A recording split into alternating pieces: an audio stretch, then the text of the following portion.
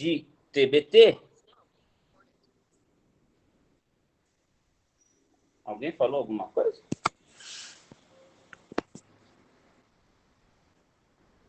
Ó, o Max. E aí, Max? Beleza?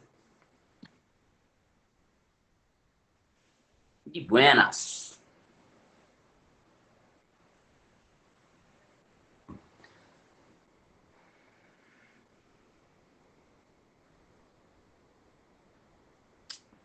Moçada, antes propriamente da gente entrar no conteúdo da nossa aula de hoje,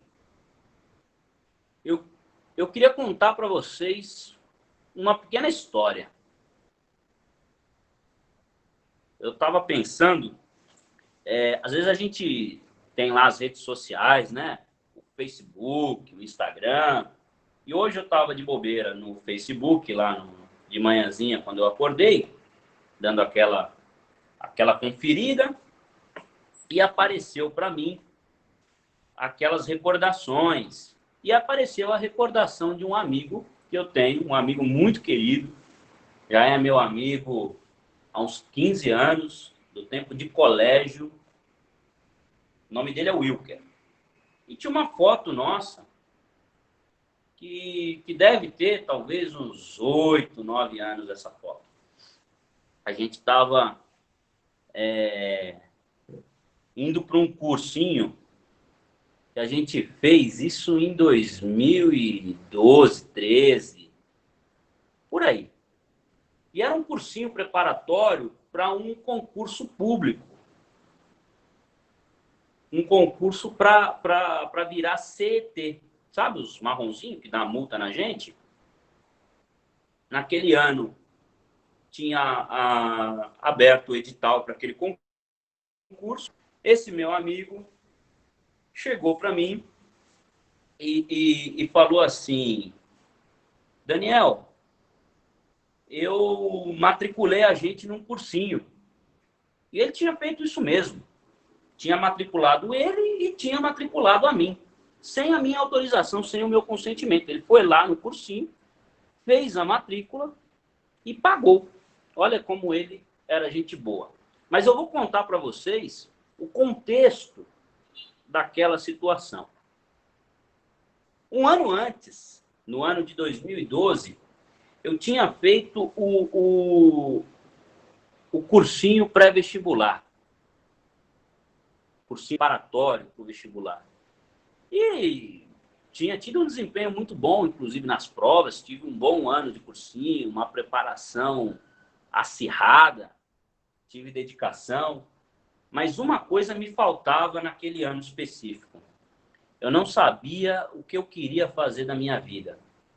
Eu gostava muito de estudar, adorava o cursinho, adorava aquelas matérias, aquele clima de prova, era meio tenso, a gente ficava apreensivo. Vocês sabem muito bem como é as nossas emoções em períodos de avaliação, mas eu gostava daquilo, aquilo tinha uma adrenalina boa para mim.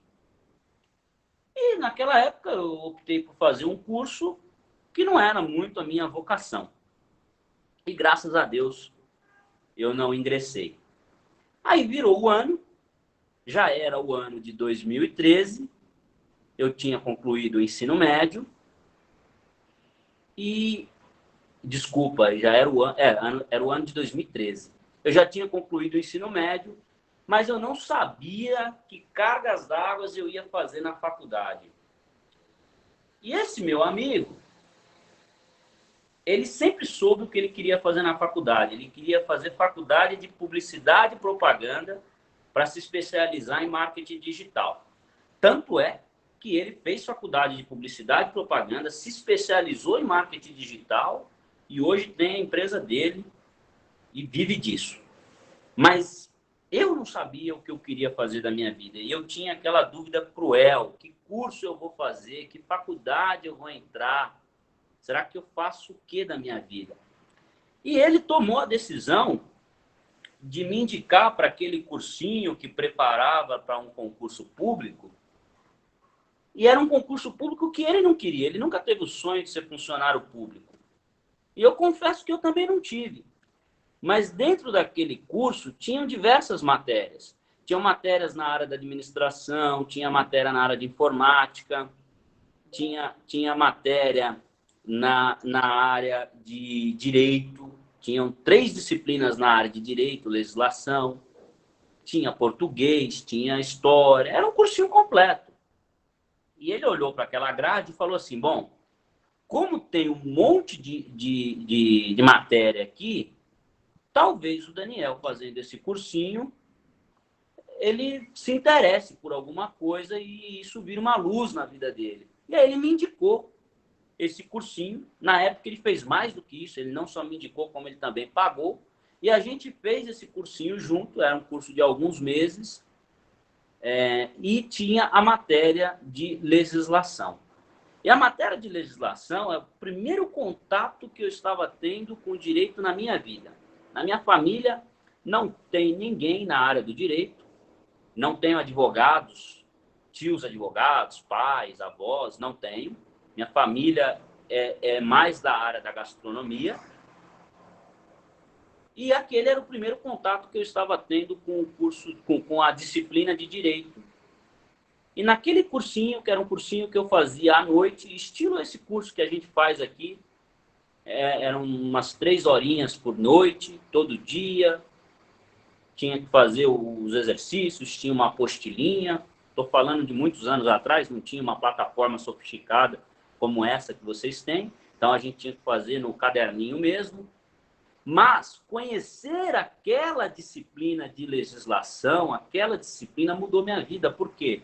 Porque eu saí daquele cursinho, eu não passei, embora tenha tirado uma boa nota, eu não passei no concurso público de CET, não virei um marronzinho, embora eu seja um, mas não virei um pardalzinho para dar multa na galera, mas conheci ali a matéria de direito e conhecer aquela matéria mudou minha vida, de tal maneira que no ano seguinte eu me matriculei na faculdade de Direito. Na época, o Enem ainda valia para 2 anos, então eu tinha tirado uma boa nota no Enem, eu ganhei uma bolsa de 100% na faculdade, ingressei na faculdade, fiz a faculdade de Direito, terminei a faculdade de Direito, fiz a prova da OAB, passei na prova da OAB, entrei numa pós-graduação, terminei a pós-graduação e nunca mais parei de estudar. Hoje eu estou aqui dando aula de Direito para vocês, também dou aulas de técnicas de negociação, que é inclusive a nossa aula de hoje, mas o bate-papo que eu queria ter com vocês nessa quinta-feira, que é um dia de TBT, um dia de lembrança, é compartilhar essa lembrança da minha vida pessoal. Um dia, um amigo me indicou um curso e esse curso, de uma maneira indireta, mudou a minha vida. Eu sou muito grato a esse meu amigo. Claro, eu tive que colocar muito esforço, muito suor, tive que colocar empenho, mas com toda certeza ele teve uma contribuição fantástica para um momento de indecisão que eu tinha. Ele foi fundamental para que eu tomasse essa decisão e eu não me arrependo dela e sigo a minha trilha no direito até hoje. Por que eu estou falando isso para vocês? Porque eu venho acompanhando e, sobretudo, vocês às vezes me chamam no WhatsApp, conversam comigo, me mandam um e-mail, e eu tenho recebido alguns feedbacks do tipo: nossa, professor, a sua matéria mudou a minha percepção. Já teve gente que olhou para mim, eu não vou citar nomes aqui, não estamos num momento de exposição, embora seja uma boa exposição, mas já teve gente que olhou e falou assim: nossa, professor, eu já pensei em virar advogada por conta das suas aulas, em seguir essa linha do direito. E eu fiquei muito feliz, eu fiquei muito lisonjeado. E eu tenho percebido no dia a dia, com acompanhamento do professor Francisco, do professor Marino, do professor Alexandre, do professor Rogério, o meu acompanhamento, o quanto vocês têm evoluído, vocês têm melhorado a escrita de vocês têm melhorado a maneira de se comunicar, vocês têm conseguido expressar as ideias de uma maneira mais clara, vocês ganharam conhecimentos gerais que vocês vão poder usar em diversas áreas da vida de vocês, e o quanto esse curso da Escola Técnica da FAT tem feito bem para vocês. E nós, que somos aqui da escola, somos os seus professores, temos o desejo de que esse bem que está sendo feito na vida de vocês possa ser colocado para outras pessoas, possa ser esticado para que outras pessoas também tirem proveito de momentos como esse, uma quinta-feira à noite, poder separar 1h30, 2 horas para estudar e sair com mais conhecimento, sair com mais aprendizado. Então, a minha mensagem hoje para vocês nesse início de aula é: reflitam sobre isso, pensem neste curso. Se vocês estão gostando, se vocês estão aproveitando, pensem que um bem que você possa fazer para um amigo seu, para um colega, é fazer a indicação. Indique para um amigo, diga a ele que você teve uma boa experiência, que você está tendo uma boa experiência, o que esse curso impactou na sua vida, e talvez esse amigo, essa amiga sua, se interesse em ingressar agora no segundo semestre, que terão vagas abertas para uma formação de uma nova turma. E você poderá ter o potencial, não só de conseguir o desconto, que é muito legal, porque não está fácil para ninguém. E quando a gente ganha um desconto, nossa, eu queria ter desconto nos tantos boletos que eu tenho de pagar. Então, o desconto é muito bem-vindo. Mas mais do que o desconto, que o tempo vai passar e o desconto vai ficar para trás. Mas a marca que você vai deixar na vida de alguém, isso não muda. O Wilker, que é aquele meu amigo que eu contei para vocês, há quase 10 anos me disse para fazer um cursinho. E esse cursinho me despertou a vontade de fazer a faculdade de Direito. E a faculdade de Direito mudou a minha vida. E ele talvez ele sabe disso, já falei algumas vezes. Mas foi uma coisa tão trivial. Anos se passaram, a gente continua amigo, mas aquele momento da nossa adolescência, quando a gente era moleque ainda, uma atitude dele fez com que o curso da minha vida tomasse um rumo para melhor. E você pode ser esse amigo, você pode ser essa amiga que tem o potencial de mudar a vida de alguém. Às vezes é uma aula que a pessoa tem aqui dentro, às vezes uma aula de matemática financeira que a pessoa assiste e ela decide entrar numa faculdade de engenharia. Às vezes ela vê uma aula de legislação e decide fazer uma faculdade de direito. Às vezes ela tem uma aula de empreendedorismo e decide abrir um negócio. Enfim, tem muitos gatilhos nesse curso. E ele não é limitado ao conteúdo que a gente oferece aqui, mas é o conteúdo que a gente oferece aqui, somado à sua experiência de vida, e isso pode abrir diversos caminhos, diversas janelas, e você pode ter um mundo de oportunidades. Não sejamos nós egoístas a ponto de guardar essas oportunidades só para a gente. Vamos compartilhar, vamos divulgar, vamos incentivar que os nossos colegas, que os nossos amigos tenham uma experiência como essa nossa. Eu queria compartilhar isso com vocês. Está compartilhado. Agradeço a sua atenção e vou entrar agora, que já estamos em horário avançado, 19h13, na nossa aula de hoje, aula de técnicas de negociação. Beleza, pessoal? Tranquilos?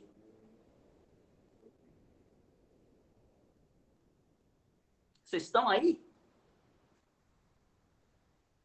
Ai, professor, estava aqui, estava chorando, estava enxugando as lágrimas com a sua história. Para de contar mentira. É uma história verdadeira, uma história feliz. Pensem nisso, reflitam nisso. Isso é importante, isso é legal, gente. Essas coisas a gente leva para a vida.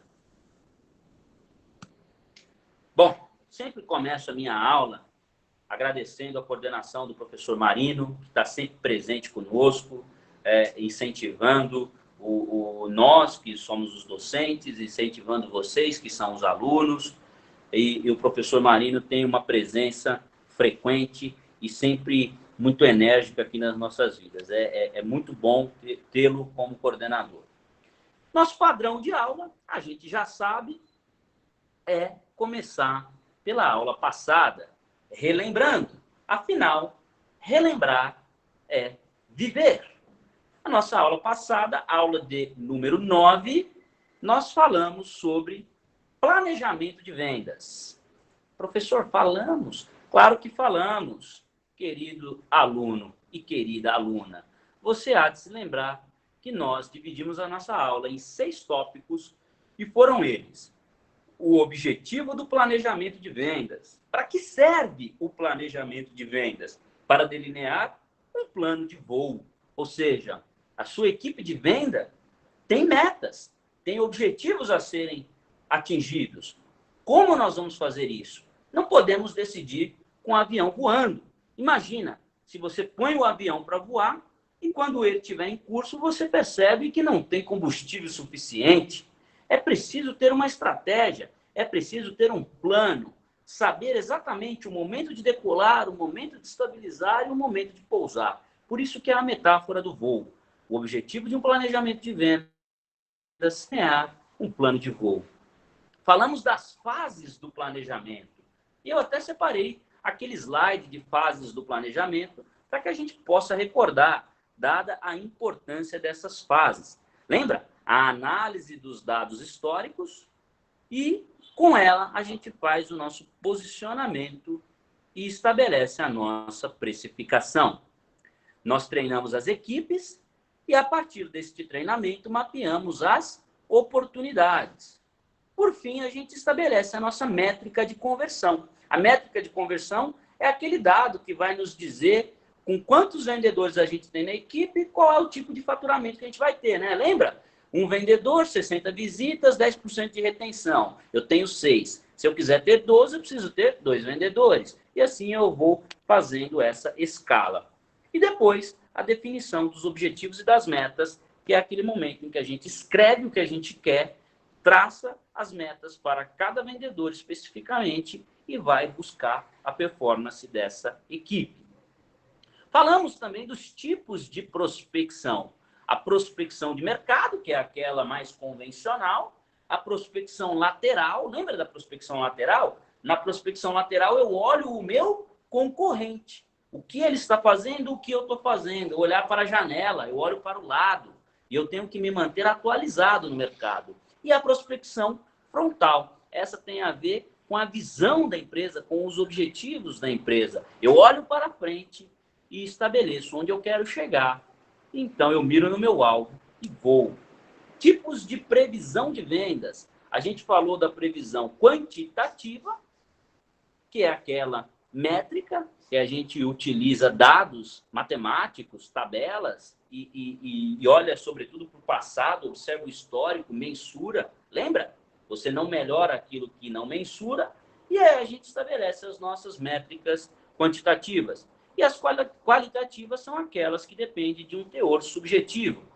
Ou seja, aquela situação em que você traz um especialista de mercado, você confia no feeling do vendedor, e aí você precisa de alguns elementos que você não consegue comprar na prateleira, que depende, então, do fator humano. De novo, embora a gente viva num cenário de imersão tecnológica, de evolução tecnológica, softwares e sistemas que fazem o serviço que muitas vezes é o nosso, esses serviços não nos excluem por completo. O ser humano ainda continua indispensável porque o fator qualitativo depende de uma questão subjetiva que só o ser humano possui. Técnicas de previsão de vendas. Aí nós falamos, né? Projeção, explicação e falamos também da predileção.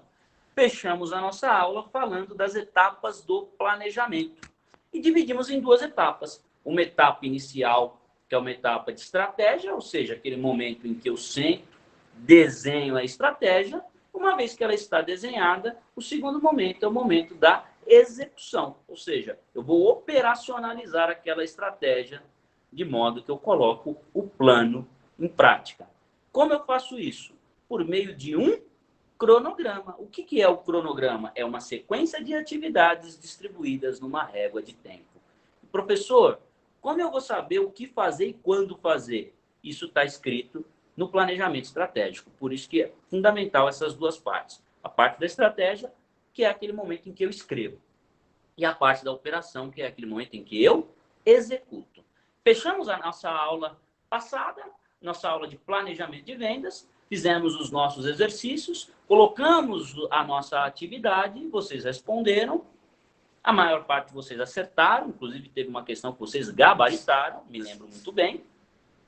Nos despedimos e entramos hoje na nossa aula de número 10. Aula de organização e análise de vendas. Tudo bem? Estão preparados para a nossa aula de hoje? Já entraram no clima da aula? E quando a gente puxa o conteúdo da aula passada, a gente entra no clima, né? É o famoso, como diria o meu amigo Max, é o esquenta. Nossa, professor, esquenta é o que você faz no posto de gasolina antes de ir para balada. Mas como não pode ir para balada, porque estamos em quarentena, o nosso esquenta é assim. Antes da aula, a gente faz um esquenta com o conteúdo e o material da nossa aula passada. Certo? Certo. Vamos embora. Márcia sempre atenta. Nunca deixa o professor no vácuo. Márcia vai ganhar 1 ponto na média. Olha lá, o professor Marino chegou. Boa noite, professor Marino. Seja bem-vindo à nossa aula. Hoje é quinta-feira, dia de TBT.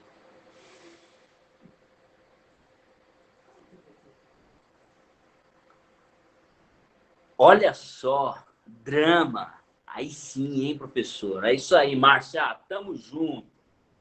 Ruth menos meio ponto. Quais produtos devem ser vendidos em detrimento de outros?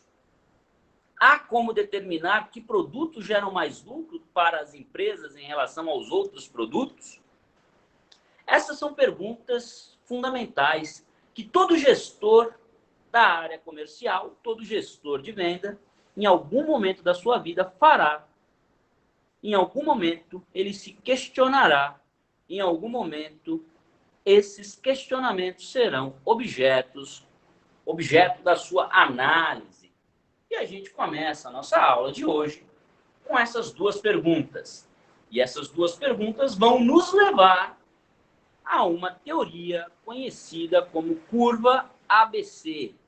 Ah, professor, curva ABC é aquela que tem São Bernardo, Santo André. Não, cabeção, não é isso. Curva ABC é uma teoria na área comercial. Na verdade, vocês vão perceber ao longo da nossa aula que é uma teoria utilizada em diversos setores do mercado e que nós vamos conhecer um pouco sobre ela hoje. Dada a sua importância, nós vamos falar da curva ABC a aula inteira. Nossa, professor, a aula inteira? Sim, a aula inteira. Às vezes eu dou uma espiadinha assim, porque eu tenho os fugitivos ali. Vocês sabem, né? Depois a gente vai falar um pouquinho de análise de investimento e administração de vendas. Feito isso, falado isso, a gente resolve os nossos exercícios e bora pro quarto, porque a gente já está em casa. Ah, professor, já estou no quarto. Bora para a sala. Ver o quê? O Netflix. Mas só depois de responder a questão da aula de hoje. Perguntas. Quais produtos devem ser vendidos em detrimento de outros? Vendo este produto ou vendo este produto? Não sei. Há como determinar qual produto gera mais lucro para a empresa? Ah, professor, é fácil. O produto 1 custa 50. O produto 2 custa 25. Então, o produto 1 naturalmente gera mais lucro para a empresa. Correto, moçada?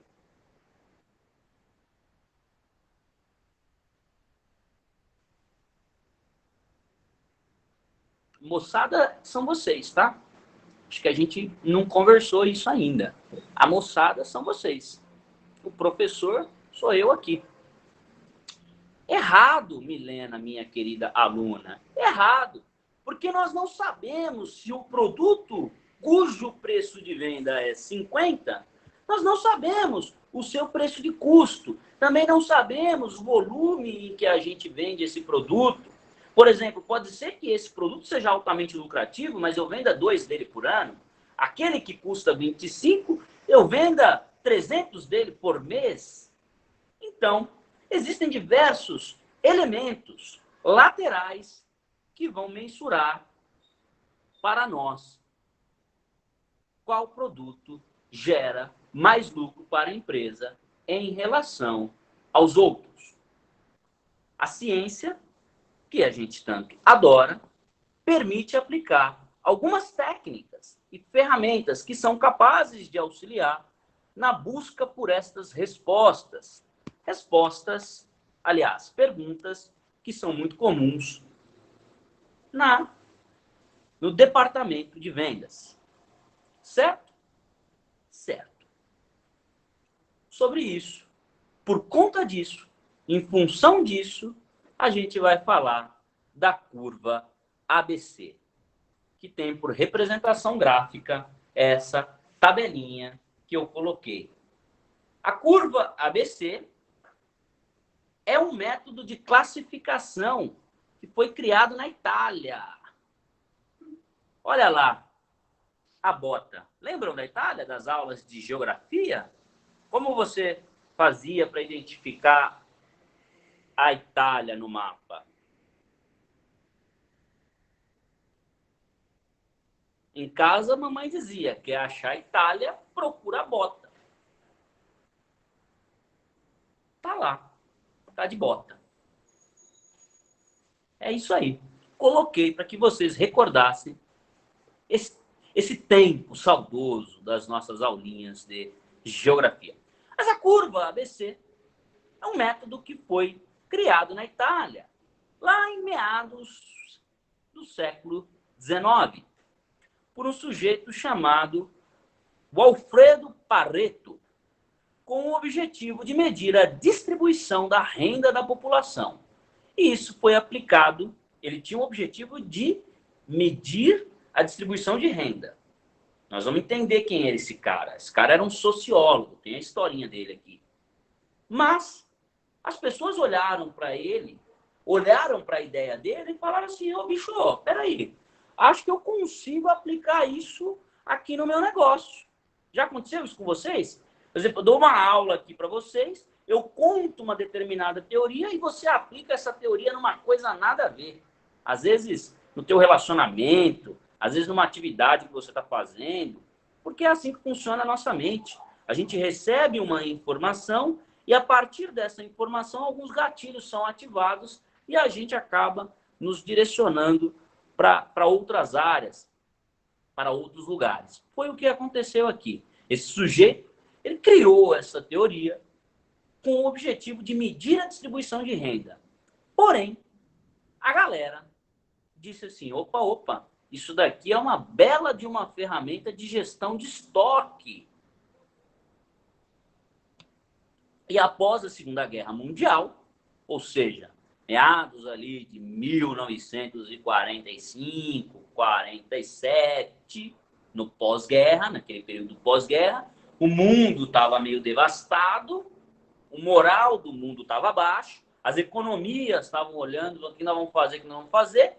Veio uma empresa chamada General Electric, que vocês devem conhecer, e começaram a usar essa técnica para fazer gestão de estoque. Beleza. Aí vem a pergunta, professor, para que serve essa técnica? Atualmente, ou seja, nos dias de hoje, a curva ABC é uma ferramenta de controle de gerenciamento de estoque. Então, não é um serviço, não é um produto, é uma ferramenta. Isso é algo que eu gostaria que vocês gravassem. Por quê? Porque é importante saber que a curva ABC é uma ferramenta. Bom, ela serve e ela é utilizada nas empresas para fazer gestão de estoque, mas não se limita a isso.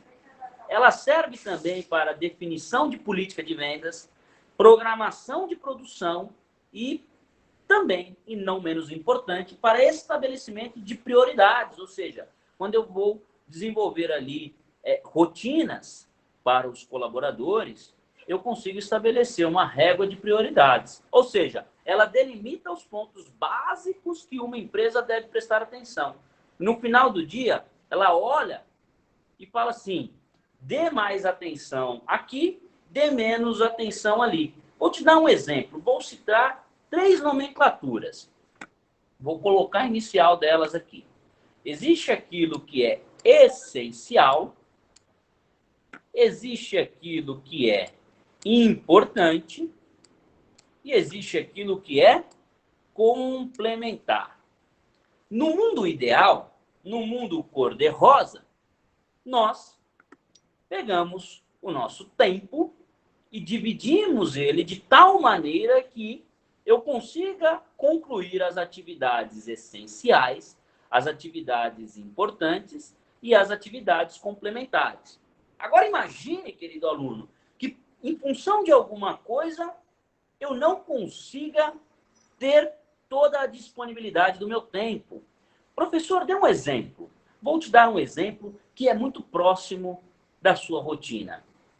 Nós temos aqui as aulas que são gravadas, o material de PowerPoint, que é esse que nós estamos usando, e o material do AVA.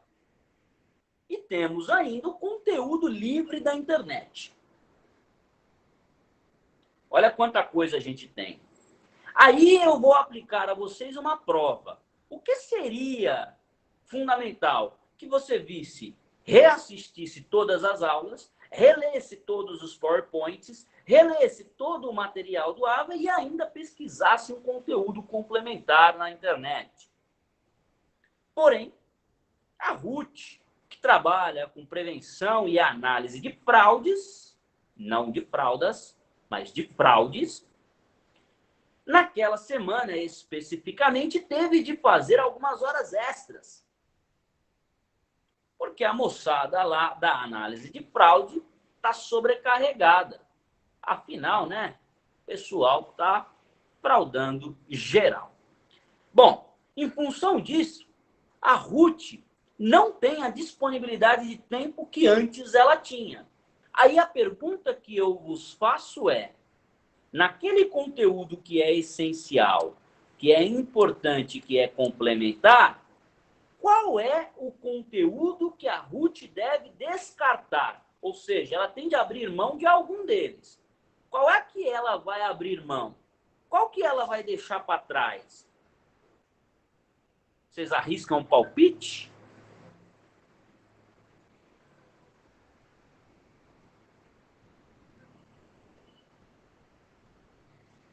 A Ruth disse que é o conteúdo complementar.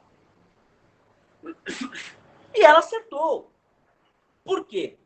Porque o conteúdo importante, o próprio nome já diz, é mais importante do que o conteúdo que complementa.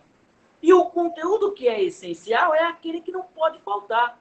Então, ele consegue se superar ao conteúdo importante, ainda que o conteúdo tenha importância. O essencial é o primeiro, aquele que, se ela não conseguir acessar, provavelmente terá problemas na nota. O importante é aquele que vai fazer ela ter um diferencial. O complementar é o que vai levá-la ao 10. É o que vai levá-la à nota máxima. Certo? Certo. Pois bem, a mesma coisa aqui se aplica. Quando nós falamos de curva ABC, nós vamos perceber que existe um eixo de produtos da empresa, um eixo de controle do estoque que nós devemos dar muita importância e um outro eixo que a gente não deve pôr tanta energia. No final do dia, temos que colocar energia em tudo. Mas se eu tiver de escolher, eu vou fazer a escolha direcionada. Eu vou fazer uma escolha mais assertiva. E aí, com toda certeza, a empresa terá foco naquilo que traz mais resultados. Então, a curva ABC, no final do dia, serve para quê? 4 coisas. Controle e gerenciamento de estoque, políticas de venda, programação de produção e estabelecimento de prioridades. Certo? Certo. Como é que eu faço, então, a análise do investimento? Eita, agora a coisa ficou séria. Por que eu digo que ficou séria? Professor, é hora de botar a mão no bolso. Fiquem atentos a este slide. Ele carrega uma importância para a aula de hoje. A análise pormenorizada. O que é pormenorizada? É uma análise minuciosa, uma análise detalhada. É uma análise que vai até aquelas linhas de rodapé. É uma análise, perdoem minha redundância, mas é um estilo de análise analítica. Professor, qual seria o outro? Análise sintética, aquela mais coesa, aquela mais de tópicos. Bom, a análise pormenorizada do investimento é feita em materiais estocados. Ou seja, eu tenho de olhar tudo que eu tenho. Por isso que, via de regra, a nossa análise começa no estoque. E ela revela essa análise, isso é importante. Por isso que, às vezes, eu pinto algumas palavras de outra cor para que vocês possam perceber a dinâmica das ações nas palavras. Então, quando eu faço uma análise, o que essa análise vai fazer? Essa análise vai trazer resultado. Não vai, porque a análise não é a ação. O que vai trazer o resultado é a ação. O que a análise vai fazer? A análise vai revelar, ela vai mostrar alguma coisa. Quando eu analiso, eu não saio do lugar. Eu estou no mesmo lugar. Professor, faz uma análise dos alunos que estão presentes. Aí eu venho aqui e faço uma análise. Eu começo lá, Ana Luísa, Ana Sheila, Eduarda, Ingrid, Lohane, Lucas, Márcia, Marcos, Max, Ruth, Tamara, Eu vou fazer uma análise. Aí eu pergunto, quando eu terminar a análise, eu terei mais alunos na sala de aula por ter feito a análise? Eu terei menos alunos na sala de aula por ter feito a análise? Não. Eu não terei nem mais nem menos. Mas eu saberei quantos alunos eu tenho. Então, a análise serve para revelar coisas que antes da análise eu não sabia. Estou com a sala cheia ou vazia? Não sei. Vou analisar. Analisei, agora eu sei. A partir da análise é que vem a ação. E a ação leva ao resultado. Beleza? Por isso que eu pintei essa palavra. Para que você fique atento à dinâmica das coisas. Então, a análise revela que a maior parte do valor investido está no estoque e corresponde a uma pequena quantidade de itens com menor volume de recursos. Olha que coisa interessante. A partir de uma análise, eu percebi que o maior valor investido está no estoque. Desta forma, os materiais estocados são agrupados em 3 classes, que nós vamos chamar aqui, porque não somos criativos, de classe A, B e C. Ah, professor, por isso que chama curva ABC? É, por isso que chama curva ABC. Classe A. Na classe A, eu terei o correspondente a 75% do valor e 10% da quantidade estocada. Ou seja, eu terei menos produtos, porém os produtos serão de valor agregado maior. Serão os produtos mais caros e não necessariamente os produtos que custam mais, mas aqueles cujo valor agregado seja maior. Na classe B, eu terei os itens intermediários, que correspondem a 20% do valor em dinheiro e 25% da quantidade dos itens estocados. Por fim, eu terei a classe C, que corresponde a 5% do valor e 65% da quantidade estocada. 65% da quantidade estocada. Ou seja, quando o cara entra no estoque, o que tem mais volume é o que custa menos. E o que tem menos volume é o que custa mais. Isso está até numa escala de prevenção de risco. Isso gera uma economia, um barateamento no seguro, prevenção de roubo, e faz com que eu possa medir melhor e com mais precisão as demandas. Bom, este método de classificação trata de maneira distinta os itens que foram estocados. Como assim? Lá na parte número 1, o controle na parte A, nós chamaremos de controle rigoroso. Professor, mas tem menos. Tudo bem, porém o valor agregado é maior. Aqui mora a receita. Onde mora a receita, mora o resultado. Então, para esta classe A, será necessário dedicar uma atenção especial ao estoque dos itens dessa categoria. Se eu não tiver tempo de analisar todos, qual que eu vou analisar? O A. Por quê? Aqui eu tenho que fazer controle rigoroso de estoque. Eu tenho que fazer uma análise pormenorizada. Eu tenho que ter na ponta da unha tudo o que eu tenho nessa parte. Ou seja, são os produtos mais caros, aqueles produtos que eu preciso, via de regra, comprar para vender. Eu não tenho uma grande quantidade dele em estoque. Então, eu faço uma análise rigorosa. Na classe B. Na classe B, eu devo manter um estoque de segurança. O que é um estoque de segurança? Eu compro os itens da categoria B e essa compra ela deve ocorrer entre uma frequência intermediária de A e C. Ou seja, o que eu faço no A é muito. O que eu faço no C é pouco. Aí eu somo C com A, tiro a média ponderada disso, é o que eu vou fazer no B. Você entendeu? Então eu vou ficar ali no meio do caminho. O B é o dia a dia, mas não é onde mora C. O B, muitas vezes, numa empresa, é responsável pelo custo fixo. Sabe aquele produto que você diz assim, esse produto paga o custo fixo? A pessoa trabalha ali com serviços bancários. O que dá resultado no serviço bancário para quem trabalha com banco? São os grandes investimentos. Mas o seguro de vida é o produto B. É o que você vende ali, o cara compra, vai mantendo. A roda vai girando. É o seguro da casa, é o seguro do carro. Aí você coloca uma previdência, você coloca um negócio. São produtos intermediários que, via de regra, são responsáveis pela manutenção do dia a dia da empresa.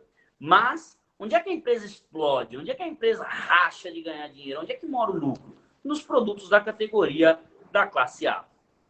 Por fim, na classe C, é aquilo que nós chamaremos de controle superficial. Tenha o mínimo desses itens. Evite gasto de recurso para manter. Ou seja, tem, não tem, não tem falta. Quantas vezes vocês já foram numa empresa, numa loja, e aí quando chegou lá, falaram assim, tá em falta. Aí você fala, tudo bem. Aí você volta uma semana depois e fala assim, aquele produto, continua em falta. Ou seja, aquele produto estava em falta, teve uma demanda e ele continuou em falta. Provavelmente aquele produto é um produto da classe C. Por quê? O sujeito preferiu não gastar, ele prefere não ter do que gastar para vender. Ou seja, é aquilo que se você tiver bem posicionado, você coloca. Se você não tiver, dane-se. Tá tudo bem não ter. Tanto é que aqui a nossa recomendação... O que o Lucas falou? Prestamista. Lucas, eu não entendi. Tanto é que uma orientação que às vezes eu dou é o seguinte, eu chego para a pessoa e falo, aqui faça uma análise por amostragem na classe C. O que é uma análise por amostragem? Enquanto na classe A você vai olhar um a um, linha a linha, vai analisar tudo, na classe C você vai aleatoriamente, fecha o olho, clica. Abriu a linha 1, olha a linha 1, fecha o olho, clica. Abriu a linha 15, abre a linha 15, analisa a linha 15, vai para 25, vai para 42. Faça uma análise aleatória. Se tiver tudo ok, bacana, deixa o barco andar sozinho. Não coloque energia nesse tipo de coisa.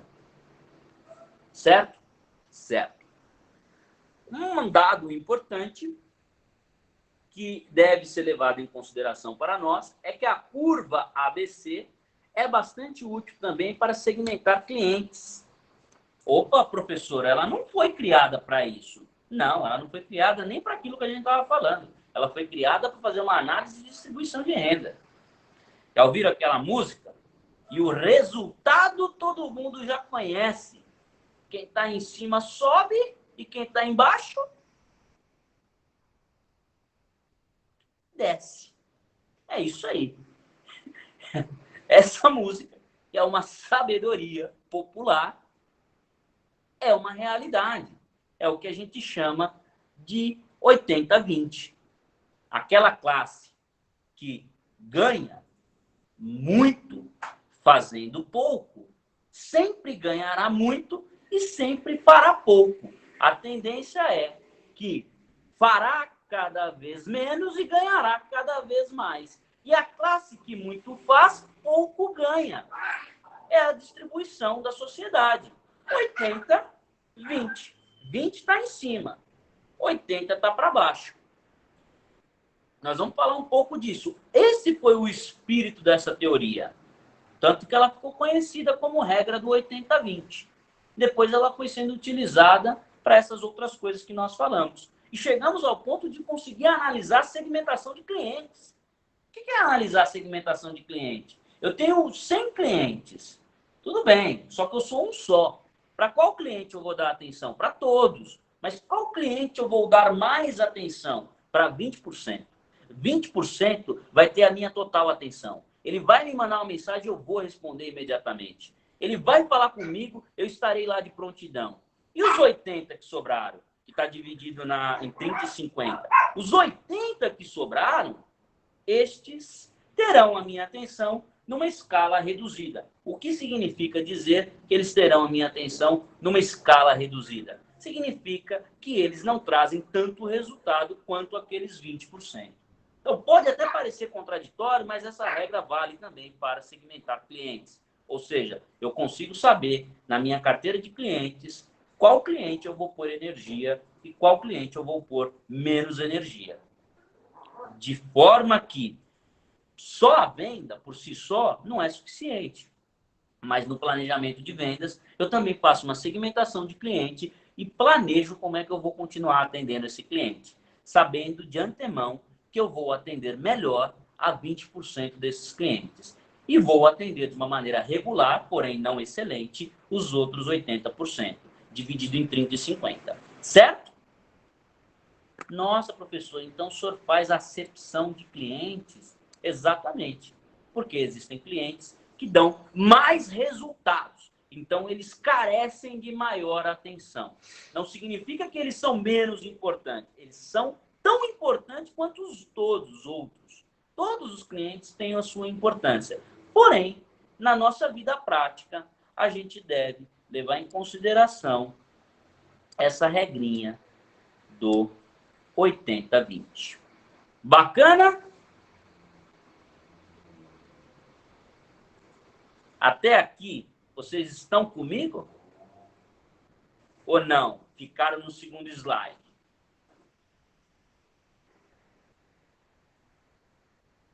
Então, vamos embora. Ana. A Ana já respondeu. Tá rápida. Vamos lá. O mais importante é que a análise desses parâmetros proporciona ao gestor, ou seja, aquele que lidera a equipe de vendas, um controle, ou a equipe operacional da empresa também. Um controle mais efetivo do estoque. Ou seja, isso influencia diretamente a decisão de compra, porque ele se baseia nos resultados obtidos pela curva ABC por meio da ordenação dos itens, conforme a importância relativa à empresa. A curva ABC é oriunda da teoria de Pareto, a gente já falou isso, né? E afirma que a maior parte dos esforços é empreendida para uma menor quantidade de itens. Ou seja, o que eu estou dizendo? Resume tudo isso aí, professor, numa frase. Você aplica a teoria ABC, da curva ABC, com base nessa teoria, você vai pedir um orçamento para compra de produto. Isso está intimamente, travou. Isso está intimamente, replay. Isso está intimamente ligado ao setor financeiro da empresa. Então, se você lidera o departamento comercial, se você tem intenção de liderar o departamento comercial, não pense você, querido aluno e querida aluna, que, não, financeiro não é comigo, eu sou do comercial. Não, senhora e não, senhor. O financeiro é com você, sim. Porque liderando o departamento comercial, você vai precisar pedir uma verba de orçamento para compra de produto. E aí, quanto você vai pedir? E depois, como você vai gastar? Eu tenho que gastar de uma maneira adequada, porque senão eu estouro o orçamento. Se eu estourar o orçamento, eu terei feito uma má gestão. Com uma má gestão, eu vou ser substituído. Substituído por quem? Por algum aluno da Escola Técnica da FAT, que não vai errar esse tipo de questão, com toda certeza.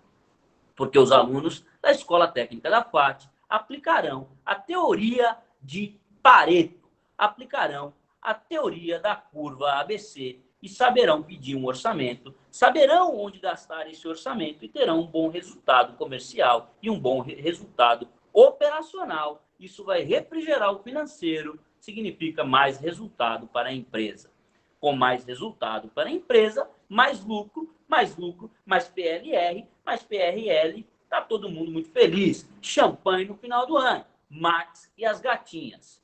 Certo ou não certo?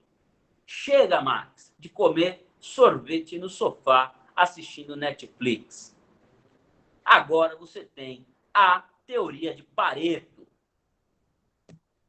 Como assim, professor? Sobrou para mim. Exato, Max. Você não está sabendo dar atenção devida aos seus contatinhos do WhatsApp.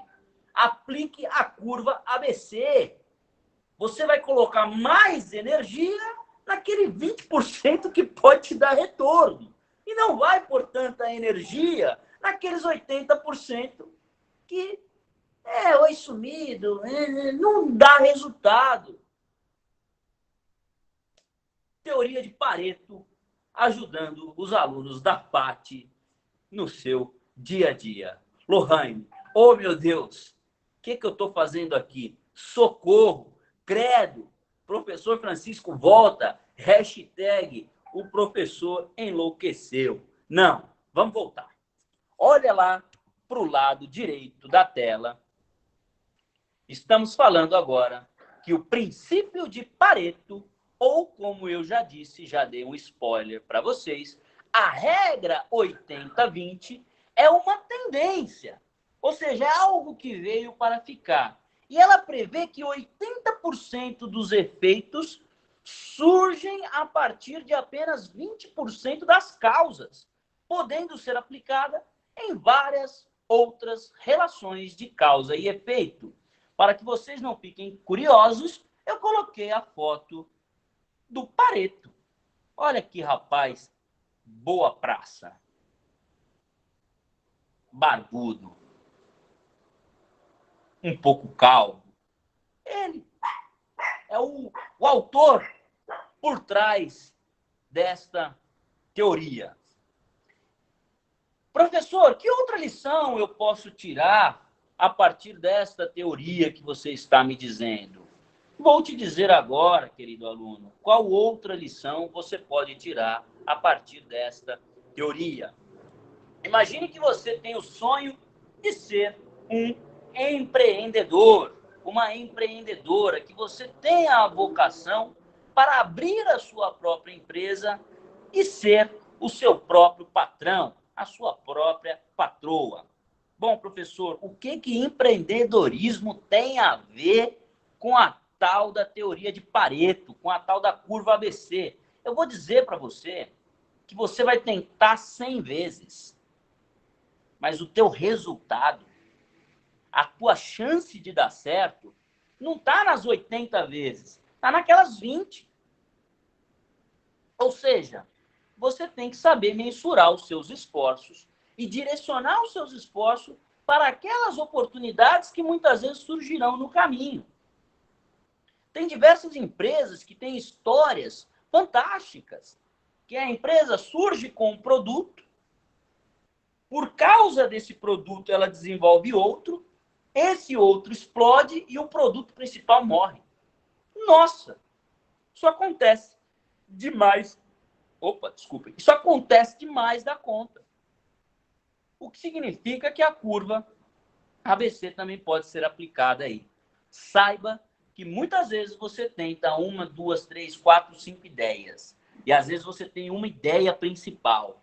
E às vezes essa ideia principal não está dando resultado, mas uma ideia que era lateral, era aquele 20, começou a dar resultado. Aposta nele, porque a curva ABC pode estar ali no meio. Bacana? Vamos agora para um aspecto histórico da nossa aula. Afinal, eu disse que nós passaríamos a aula inteira falando desse princípio, falando dessa teoria. Ela pode ser aplicada em diversos segmentos, ela pode ser aplicada, como eu brinquei com o nosso querido Max, em diversos ramos da nossa vida. Ela pode ser aplicada para os nossos estudos, para os nossos negócios, para as nossas atividades. E então, eu vou contar para vocês agora, de uma maneira um pouco mais detalhada, a história do princípio de Pareto. Vamos lá atrás. Eu queria ter agora até uma trilha sonora daquele Senta que lá vem história. Lembra que tinha aquilo na infância? Ou um... A gente poder colocar um clima. Eu não tenho esse aparato de som aqui, não estou tão sofisticado assim. Quem sabe numa próxima.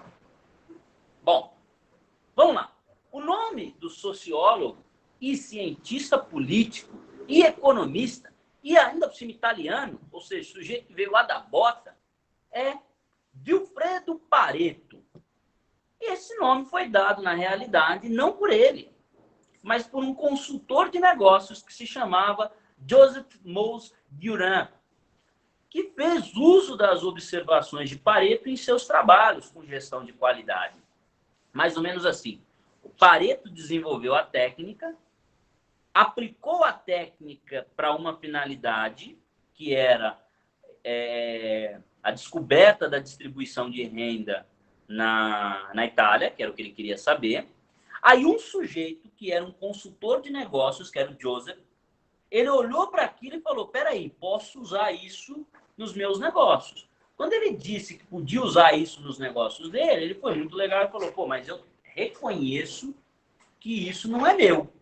Então, quando eu for usar, eu vou falar que isso é um princípio. É um princípio que eu estou usando aqui, que eu estou adotando aqui. Ah, que princípio é esse? Ah, o princípio que o Pareto criou. Por isso que ficou conhecido como princípio de Pareto. Mas não foi o Pareto que deu esse nome. Bom, uma das primeiras... Aliás, vamos fechar aqui, né? Ele fez uso dessas observações do Pareto no seu trabalho com gestão de qualidade. Então, ele era um consultor de negócios que trabalhava com gestão de qualidade. E trabalhando com gestão de qualidade, aplicou o princípio de Pareto e o Pareto ficou famoso. Uma das primeiras análises que foram documentadas da regra 80-20 foi feita com base no cultivo de ervilha. Peraí. Agro é tech, agro é vida, agro é pop. Professor, o que você está falando de ervilha? A gente estava falando de vendas, a gente estava falando de negócios, e agora está falando de lavoura, de plantação. Exatamente, moçada. Olha só o princípio de Pareto sendo usado também para o agronegócio. Quando ele olhou, Pareto percebeu que apenas 20% das vagens produziam cerca de 80% das ervilhas.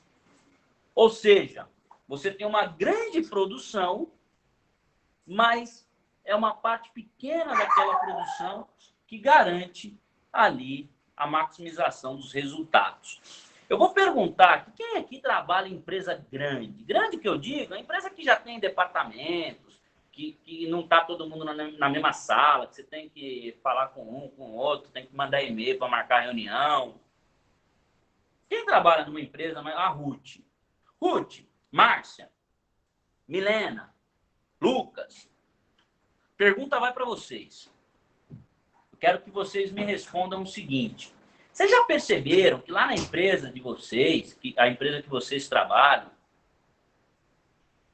tem um grupo que trabalha mais e tem uma massa lá que parece que você olha assim e fala, meu, como que esse cara tá aqui ainda?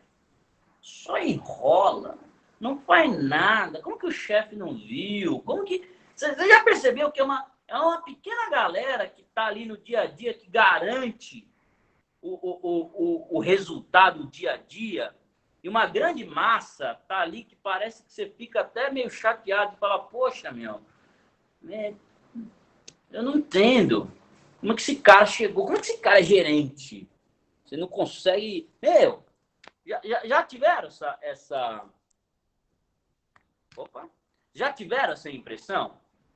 Eu trabalhei numa empresa, que eu não vou citar o nome, evidentemente, mas que era uma empresa que tinha cerca de 10 mil funcionários.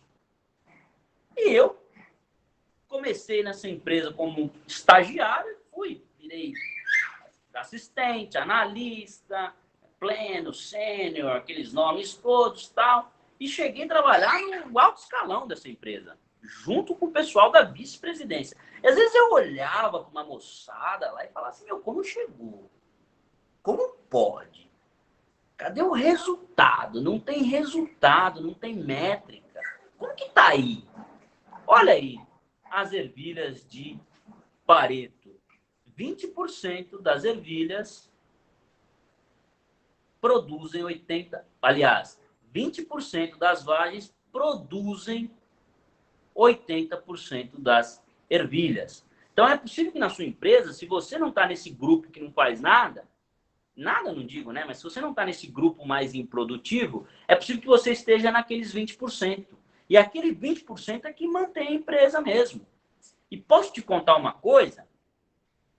Os diretores da empresa, os donos da empresa, os chefes da empresa, o alto escalão da empresa, eles sabem disso. Sabe por que eles sabem disso? Porque eles conhecem a teoria de Pareto. Eles sabem que 80% da galera que está ali podia não estar. Professor, e por que mantém? Porque a teoria é assim. Se você tirar 80% e deixar 20%, daqueles 20% vai surgir um novo 80% que não faz nada e o 20% vai diminuir. Porque isso é assim. Não tem como mudar. É uma tendência. Desde o século XIX. O pessoal não conseguiu alterar esse sistema. Claro, a gente trabalha com alta performance, trabalha com técnicas de monitoramento, tal. Mas chega uma hora que o negócio cresce. Quando o negócio cresce, quando você passa a ter 32 lojas, quando você passa a ter uma corporação gigantesca, quando você passa a ter 10 mil funcionários, bicho, desculpa, você não controla mais, aí esquece, aí perdeu, aí acaba. Aí a regra de Pareto vai entrar de novo na sua vida. Acontece. É assim. Em 1906, o sociólogo também constatou que 4 quintos das terras da Itália pertenciam a 1/5 da população. Olha só. 4/5 das terras pertencem a 1/5 da população. Ou seja, vocês já tiveram contato com aquelas pessoas que têm muitos imóveis? O sujeito tem a casa aqui, uma na praia, 4, 5 de aluguel, tem mais não sei o quê, tem um prédio, tem aqui. Ou seja, a concentração de renda nos 20 e a falta de renda para os 80. Ele constatou isso na Itália em 1906. Em 1906, ele já levantou essa bola da desigualdade e disse, vamos olhar para as terras. Porque menos pessoas têm mais terras e mais pessoas não têm terra. Tá errada essa conta não fecha. Só que isso ele descobriu em 1906. 34 anos depois, só em 1940, é que esse princípio foi reconhecido formalmente nos estudos de Durant. Ou seja, quando Joseph, que é o mesmo desse Durant, né, o sobrenome dele, quando Joseph resolveu usar este princípio de Pareto, aí é que ele ficou famoso, aí é que ele explodiu, aí é que ele estourou. Ou seja, ele teve a ideia em 1906, aliás, ele teve antes, né? Porque em 1906 ele mostrou para a moçada. Falou, isso aqui é ideia minha. 36 anos depois, aliás, 34, né? 34 anos depois é que essa ideia foi ser utilizada pelo Joseph, e então ele ficou conhecido formalmente por isso.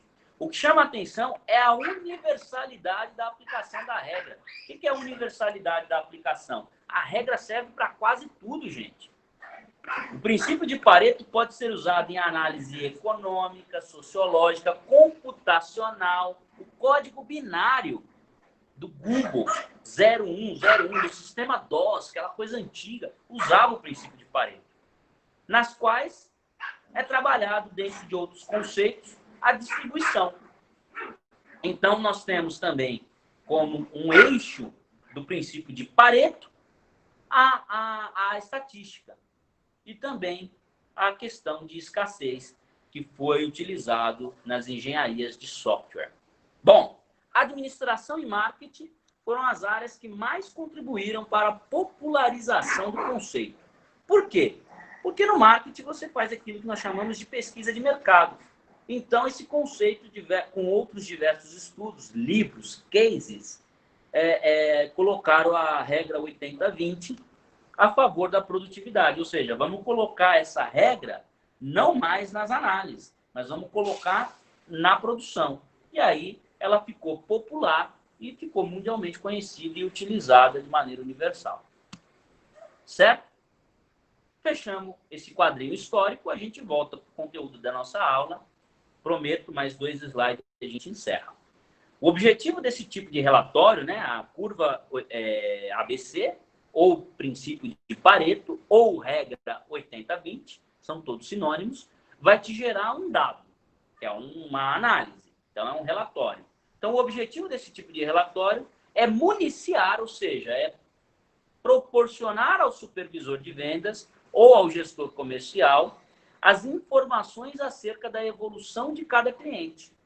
Vocês já ouviram falar, por exemplo, em pipeline, régua de relacionamento com o cliente, que o cliente respondeu o e-mail, você tira ele de uma caixinha, põe na outra. O cliente fez isso, você tira ele e põe aqui. O cliente demonstrou que não tem mais interesse, pega ele e volta para trás. Vocês já viram aquelas réguas de relacionamento? Que você vai classificando a etapa, o estágio em que o cliente está? Estão chatos hoje, né? Então, assim, a evolução do cliente, desde a prospecção, que é aquele momento em que você não sabe, o cliente ainda não é cliente, ele é um potencial cliente, até a entrega do produto, que é aquele momento que ele já comprou, já pagou e recebeu. Na verdade, isso vai além. Vamos colocar aqui, isso aqui serve também para o pós-venda. Certo? Então, esse relatório de vendas por período é um subsídio. Ah, professor, sempre falei subsídio. Sempre falou errado. Você fala subsolo? Vamos lá no subsolo? Não, você fala, vamos no subsolo. Então, nós vamos falar de subsídio. Ixi, ó, Max. Coçou a nuca. Max. Nunca é tarde para aprender. Pegou no pulo. Lembrem, pensou em subsídio? Pensa em subsolo. Pensou em subsídio? Pensou em subsolo. Beleza? Beleza. Isso é a aula de amanhã. Português. O relatório de vendas por período é um subsídio para o gestor visualizar a performance da equipe em relação às metas estabelecidas. Ou seja, se eu quero performar a minha equipe, eu preciso fazer uma análise de metas, certo? E a análise dessas metas estará atrelada à análise de vendas, que se faz necessário para ampliar o espectro histórico a pelo menos 2 anos. Ou seja, aqui é um tipo de análise um pouco mais sofisticada. Por que um pouco mais sofisticada? Porque eu vou precisar de período, eu vou precisar de história para poder analisar. Se eu abrir a minha empresa agora, se essa empresa é uma startup, se essa empresa acabou de ser criada, eu vou ter que ir para o mercado fazer prospecção. Não tem muito que eu possa mudar. Agora, se eu já tenho um tempo, de análise, se eu já tenho um histórico, se eu já tenho um para trás, aí as minhas métricas começam a ficar mais assertivas. O ideal que a gente recomenda é que sejam de pelo menos 2 anos. Por quê? Porque você vai conseguir comparar 2 meses iguais em anos diferentes. A visualização do gráfico comparativo entre... Deixa eu ver o que está acontecendo aqui. a visualização desse gráfico comparativo entre 2 anos, de períodos diferentes, vai fazer o quê? Vai fazer com que eu tenha uma percepção daquilo que nós falamos na aula passada, sazonalidade do produto, o que pode elevar a assertividade na previsão de anos futuros. É mais ou menos assim. Vamos usar o mesmo exemplo da aula passada, que era o nosso exemplo do cara que vendia cervejas para bares e botecos. O cara vai pegar o ano de 2017, aliás, de 2018 e 2019, certo? Aí nós estamos agora no ano de 2020. Aí ele vai olhar e vai precisar fazer uma compra de bebidas para poder estocar. Nós estamos no mês de janeiro. Aí no mês de janeiro ele vai fazer essa compra. Beleza? Como é que ele faz essa compra? Ele vai olhar para janeiro de 18 e janeiro de 19. Aí ele vai assim, pô, janeiro de 18 eu comprei 100 caixas, mas eu só vendi 20, ficou 80 no estoque.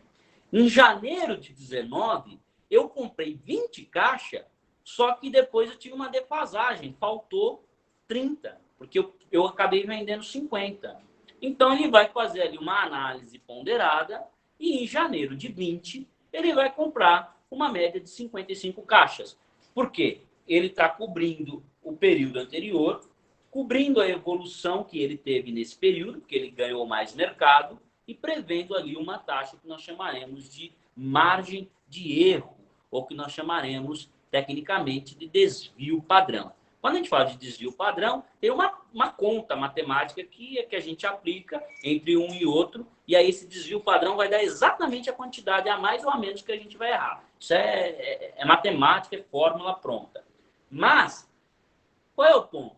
Ele vai olhar junho, e falar, pô, junho de 17, de 18, aliás, eu comprei só 5 caixas. Em junho de 19, eu comprei as mesmas 5 caixas e deu. Então, agora em junho de 20, eu vou comprar também 5 caixas. E por que eu comprei 100 caixas em janeiro? Ah, porque tem a sazonalidade. O que é a sazonalidade? No verão, no calor, bebe-se mais cervejas. Portanto, eu compro mais cerveja para o cara poder estocar e não ter falta de estoque. No inverno, as pessoas bebem menos. Entendeu? A partir dessa análise, que o relatório da curva ABC vai nos gerar, eu vou poder ponderar o meu estoque, inclusive levando em consideração aquilo que nós falamos na aula passada, que é a sazonalidade. Vamos concluir então, moçada?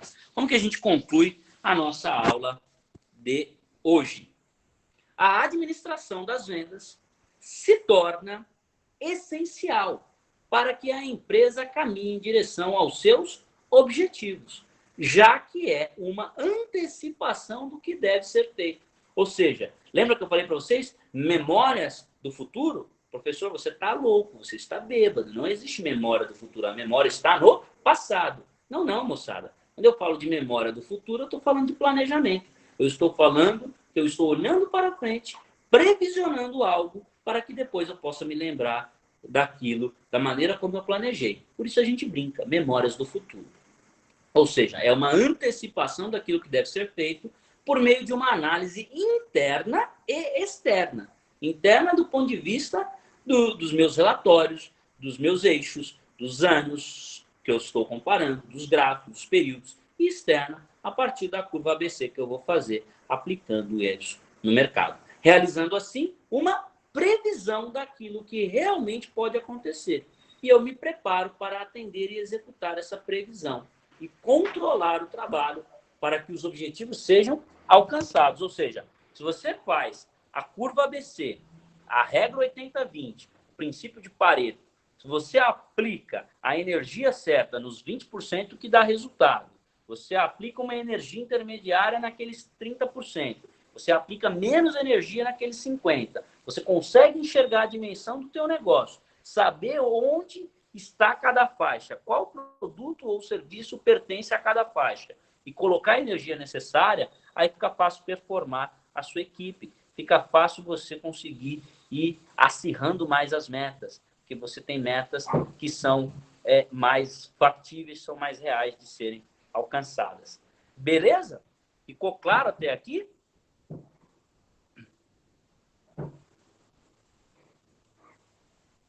Show de bola. Vamos para os exercícios? Autoavaliação. Na elaboração e análise de gráficos de vendas, assinale a alternativa que não condiz com os relatórios dos quais as análises podem ser realizadas. Alternativa A, de amor, relatório de vendas por período. Alternativa B, de baixinho, relatório de vendas por cliente e período. C, de coração, relatório de acompanhamento de vendas. D, de docinho, relatórios de compra por período. E E, de escola, relatório de vendas por produto e período. O que foi, Marcos? Você colocou um não aí. O que está rolando? Conte-me. Conte para nós a sua angústia, a sua dúvida. Vamos tentar saná-la. Enquanto você coloca para nós, os colegas vão responder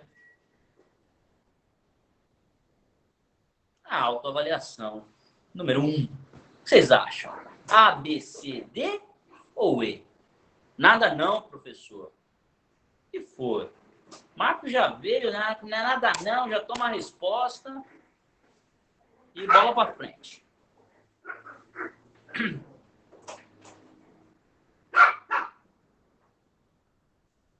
D, de docinho. Ou D, de Daniel. Ai, professor, mas eu prefiro D, de docinho. Tá bom.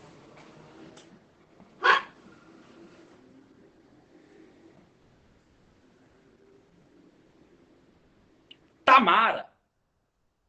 Querida Tamara. Faça metade da pergunta para os seus colegas, Tamara. Esse momento é todo seu. Pergunte apenas a metade da pergunta para os seus colegas.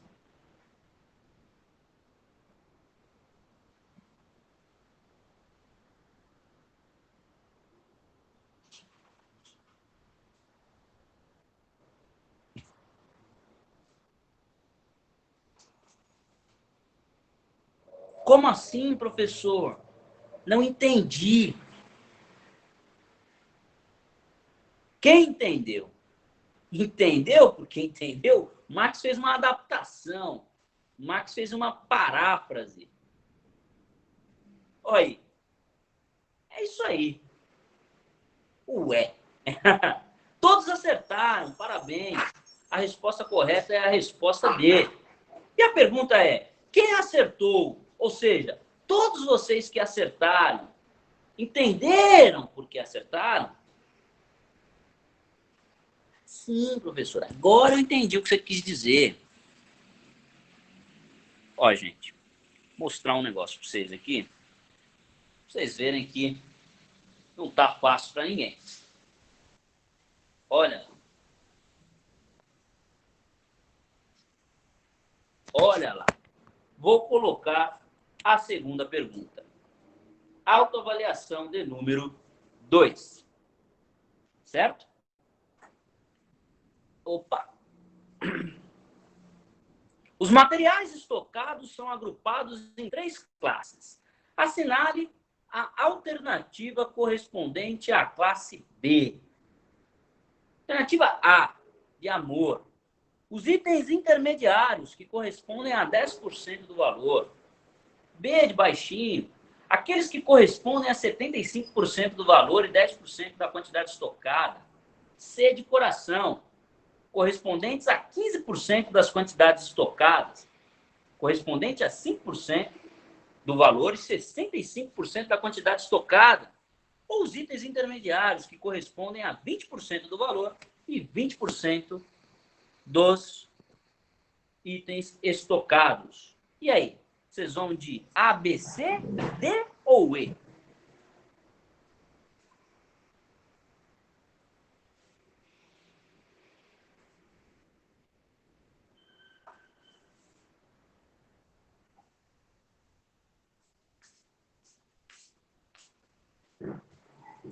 Melhor fechar a sacada.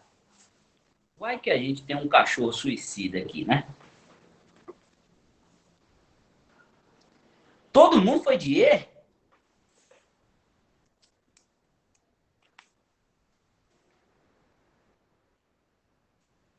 Gente, aí vocês estão combinandinho.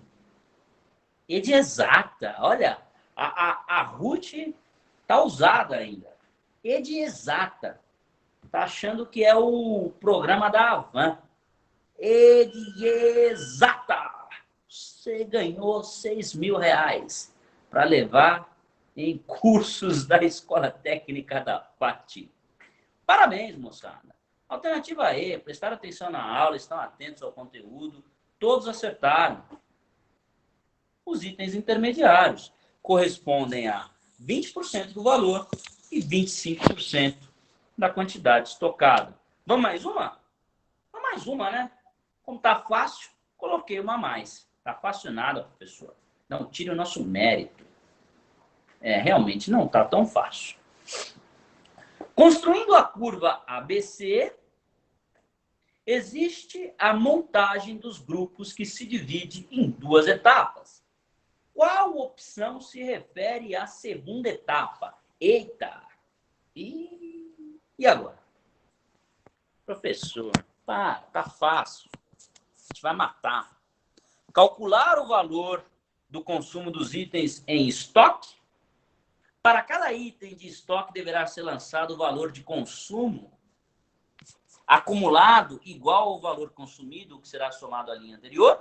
Relacionar todos os itens consumidos em um determinado período. Registrar o preço unitário e o consumo de cada item no período de quê? De tempo considerado. Ou registrar a classificação dos itens de acordo com o valor do consumo, sendo 1 para o maior valor e 2 para o segundo valor, e assim sucessivamente.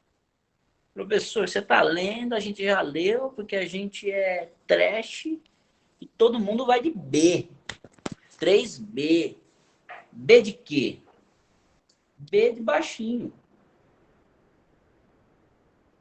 B de bola. B de boa, garotos. Vocês acertaram. Nós é o bichão mesmo, hein? É o bichão mesmo, Marcos. Estão acertando tudo. Estão voando baixo. Parabéns.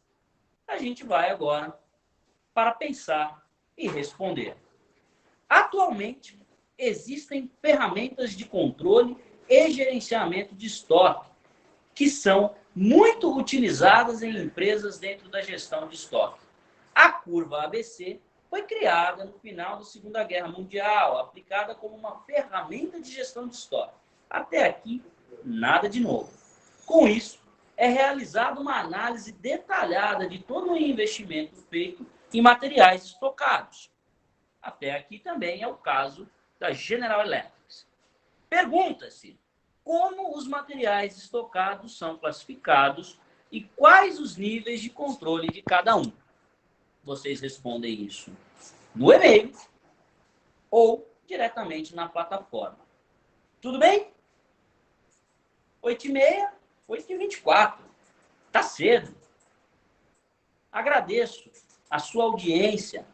Agradeço o seu tempo aqui comigo nesta noite. É sempre um prazer estar com vocês às terças e às quintas. Vocês fazem as minhas noites mais felizes. Espero vocês na semana que vem, em que nos reuniremos mais uma vez para discutir legislação empresarial. Boa noite, um beijo no seu coração e até a próxima aula.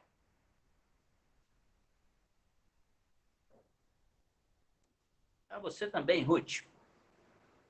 E para todos.